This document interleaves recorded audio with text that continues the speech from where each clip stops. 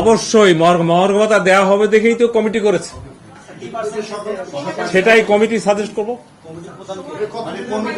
সময়ে হ্যাঁ কমিটির পার্সেন্টের না আমি বলি, যেমন আমরা এই সাজেস্ট করেছিলাম 37 আর 35, শেষ পর্যন্ত হয়েছে 32। ঠিক এরকম আমরা আপার লিমিট আর লোয়ার লিমিট একটা দিব, অবশ্যই দেওয়া হবে। 2 নম্বর হলো এখানে একটা ব্যাপার আছে, আপনারা জানেন অফিসারের স্কেল আর স্টাফের স্কেল সেম না। এই মহার্ঘ ভাতাতে হয়তো এমন হইতে পারে যে স্টাফদের হয়তো একটু বেশি থাকতে পারে, তার চেয়ে একটু মানে এটা একটা বিষয় থাকতে পারে। আর হলো আগে কখনো এটা ছিল কিনা, এবার আমরা ডিসাইডেড পেনশনাররা যারা বেনিফিট পায়, কারণ পেনশনাররা এমনি যখন যায় চিকিৎসা এইটা সেটা টাকা পয়সা ভাড়া, পেনশনারদের বেশি দরকার। একটা লোক চাকরিতে থাকলে ওটা পার্ট টাইম এটা সেটা অনেক কিছু করতে পারে, কিন্তু পেনশনারদের এমনি সে অসুস্থ, বৃদ্ধ, বয়স দায় দেয় না, আর একটা লোক তার মেডিসিন কস্ট প্রতি মাসে অনেক বেশি লাগে। এটা আপনি এই রিলেটেড হলে বলেন।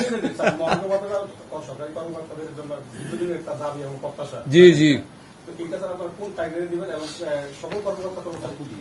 এটা সরকারি বলতে একেবারে পিয়ন থেকে হাইয়েস্ট লেভেল ক্যাবিনেট সেক্রেটারি পর্যন্ত তো আছে, সবাই পাবে।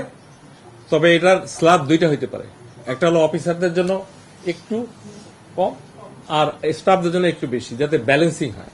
আর একটা হলো পেনশনারদের জন্য পায়। এই কমিটি কতদিন কাজ করবে? এই কমিটি মনে করেন আমরা যদি সামনের সপ্তাহে ফার্স্ট বসি, 2-3টা বেশি মিটিং লাগবে, নট মোর দেন 2-3। এটা দীর্ঘ সূত্রতার বিষয় না, সময় দেয়নি, সময় আমরা কমে আনবো, সময় কমে এটা দিতে চাই। এই আমি সেকেন্ড পার্সন। এই কমিটির প্রধান হলো আমাদের মাননীয় প্রধান উপদেষ্টার কার্যালয়ের মুখ্য সচিব, আমি আছি, অর্থ সচিব আছে, লেজিসলেটিভ সচিব আছে। এটা ফর্মুলা, এগুলো ফর্মুলায় চলে।